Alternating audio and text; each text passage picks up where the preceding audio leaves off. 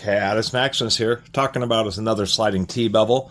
I had, actually, I think I had talked about these in like some comparison video, but never made any dedicated videos until I ran into this General Tools sliding T-bevel. An old American-made one, and it was one of the best. Actual layered steel construction, really heavy, pretty nice.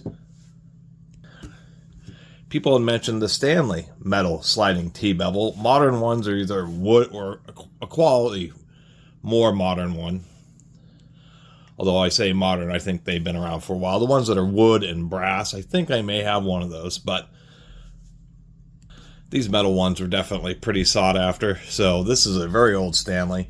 7/14/1908 is when Stanley originally patented the design, so well over a century ago.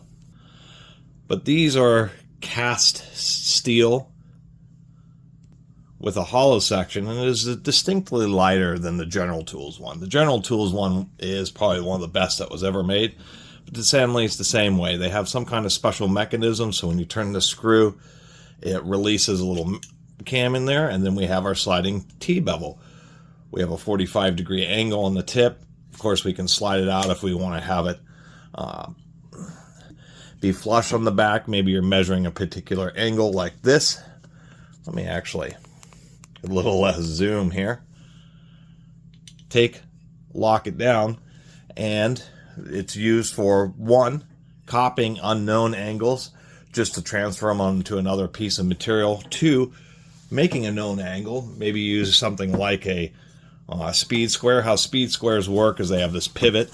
So if you want to have a particular, well, flip this over, a particular angle, you go out on the pivot here, and say if you wanted 25 degrees, you tilt it, and now this angle here is 25 degrees. So you may take something like this, duplicate that. We could even measure what angle I've kind of got this at. If we do a little, let me do it like this. Almost exactly 25 degrees. So you can actually use a square to also measure angles. At that point, you have this, and then you can go along the piece of material and just put it where you need it and mark your angle. So that's the whole purpose of these sliding T-bevels. And the Stanley one is the true classic, the original of these thumb clamp type sliding T-bevels. And you can always tell how much use they've had just by the amount of scoring on here. Like on this General Tools, you can see where it's getting a little bit kind of scraped up from use. But anyway, I like documenting tools, and it's kind of fun to have run into one of these Stanleys just after reviewing one of these General Tools ones.